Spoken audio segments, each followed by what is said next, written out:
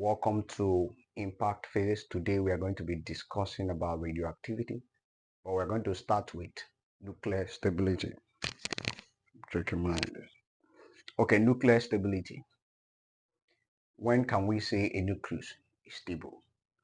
For you to understand nuclear stability, there are certain things that we'll need to talk about. The first thing is, what is a nucleus? What is an element?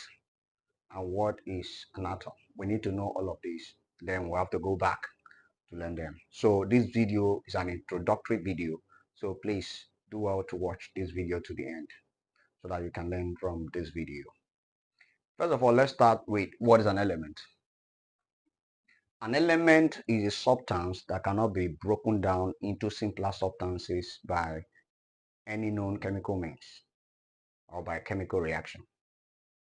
An element cannot be broken down into simpler substance. An example of an element is oxygen. Oxygen is the gas we breathe in, and definitely we have other elements like helium, we have sodium, and so on and so forth. You find elements in the periodic table. Okay, let's go on to atom. What is an atom? An atom is a part of the element that retains the chemical properties of the element. That's what an atom is. And today we are going to be studying with the atom of what? Helium. You see?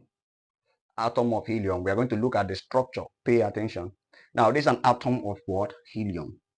Now, the nucleus is the core of the atom. Inside the nucleus, you have protons, you have what? Neutrons. Now, a proton is positively what? Charged. While the electron is negatively what? Charged. The neutron does not have any charge. It means that it is neutral. Okay, let's move further. Let's talk about mass number and atomic number. The mass number is the number of protons plus the number of neutrons. The atomic number is the number of protons in an atom of an element. So if I want to get the number of neutrons, all I need to do is to subtract the atomic number from the mass number. That's what I did here. Number of neutrons will be equal to the mass number minus the what? The atomic number. So I've been able to explain element, atom, mass number, and what? Atomic what? Number. So let's go over to nuclear stability. A nucleus is stable when it doesn't change over time.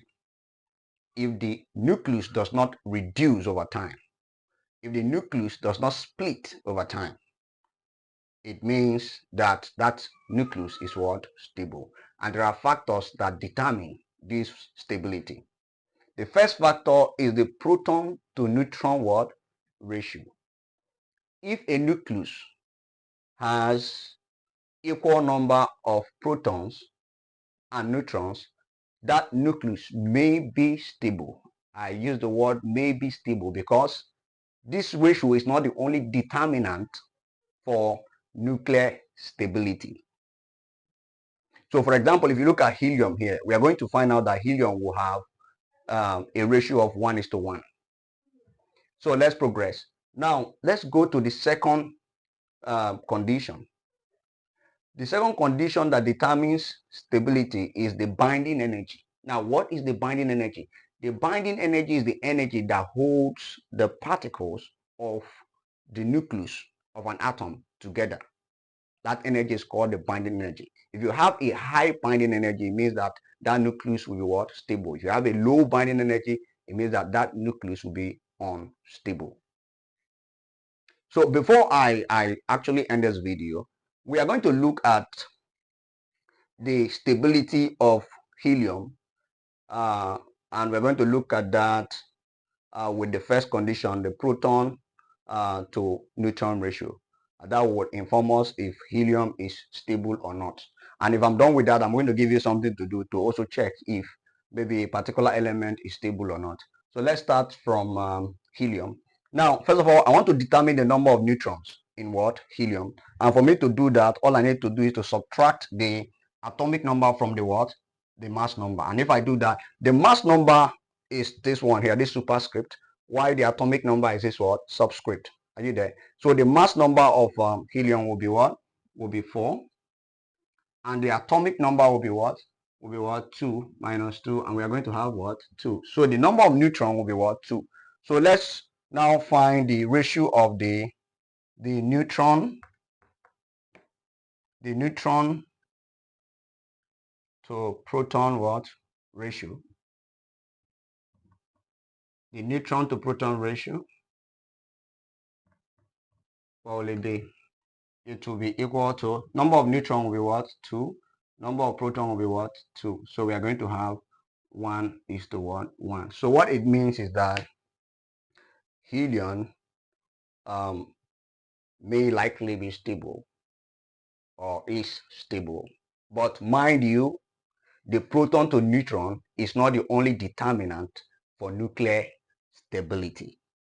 There are other determinants, like I mentioned, binding what? Energy. Okay, we are done with the introductory part. Please, if you have not subscribed to my video, please go to Darlington_physics on YouTube and subscribe. If you have the question about what I've taught, please do well to comment your question in the comment section. I will definitely respond to that. If there is something you want to add, or if there's an observation you've made, please let me know. Thank you very much for watching.